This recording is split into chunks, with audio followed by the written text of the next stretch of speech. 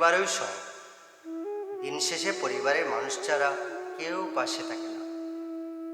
বিপদে আপদে পরিবারের কোনো না কোনো সদস্য কাঁধে হাত রেখে পাশে এসে দাঁড়ায়। এটাই বাস্তবতা, এটাই চিরন্তন। কিন্তু বাস্তবে কি এমনটা হয় সবার ক্ষেত্রে? আমি জানি না। আমি আমার পরিবারকে খুব ভালোবাসতাম। আমার পরিবারটাকে আমি বটবৃক্ষের মতোই মনে করতাম। পরিবারকে আঁকড়ে ধরে বাঁচতে চেয়েছিলাম সুন্দর একটা জীবন। জীবনটাকে সুন্দর করে সাজানোর জন্য পাশে থাকবে পরিবারের সদস্য, আত্মার সম্পর্কিত, মা, বাবা, ভাই, বোন।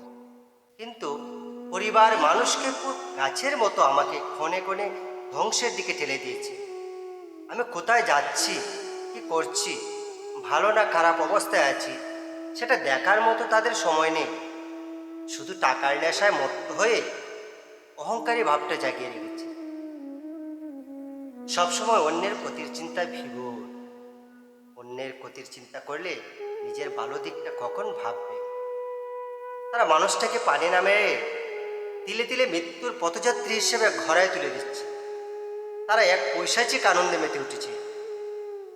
পরিবার নাকি মানুষের সেরা আশ্রয়স্থল, ভাবতেই অবাক লাগে।